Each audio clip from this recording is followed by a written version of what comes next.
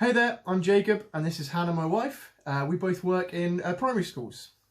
So we work in the same primary school, and normally we would get to school about 7:30 or 8 in the morning and leave about 5:30 or 6 in the evening, and we would just be working all day with the children, teaching them, maybe having meetings with other staff members, and just, teaching the children. I teach year 1, Jacob year 4.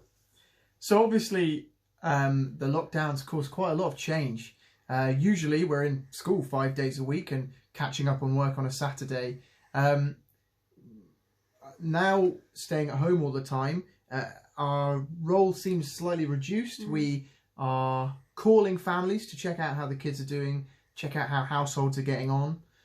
We're setting work but kind of over the internet, and some children are doing it and some children are Not avoiding. And then also kind of catching up on all those little jobs that, planning for the next half term, looking at what trips you want to go on, that sort of stuff. Yeah, and we've done our rota in school, helping look after the key worker children, and that's just a completely different day to what we'd normally do. It's just like babysitting or doing a holiday club, really.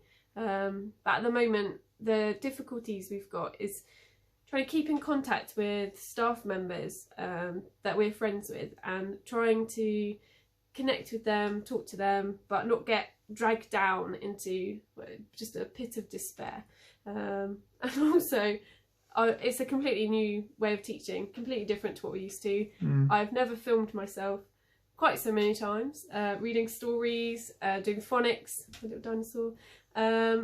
Yeah, it's just completely different to what we're used to, and it's just trying to do that well, isn't it, that we're trying to do.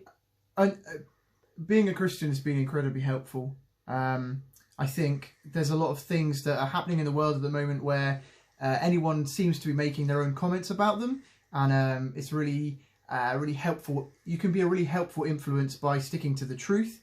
There's a lot of kind of scaremongering going on, rumours and gossiping, and I think sticking to the truth can be really helpful for the kind of morale and encouragement of those around us.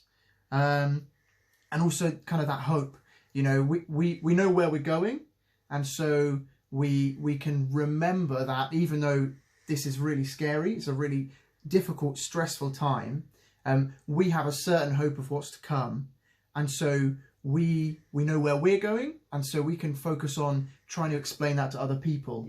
And hopefully that they're going to be more open to that at the moment, and that truth, that amazing truth that we know, we can share with them. Yeah, and just one last thing.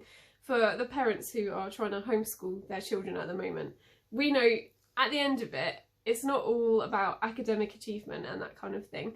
Use this opportunity to spend that time reading Bible stories, praying together, just doing activities that you thought you never had time for before, just spending time together as a family, because every child in the whole country is in the same situation. So don't worry about their writing and their maths so much. Worry about them being happy, because when we go back to school, we just want happy children.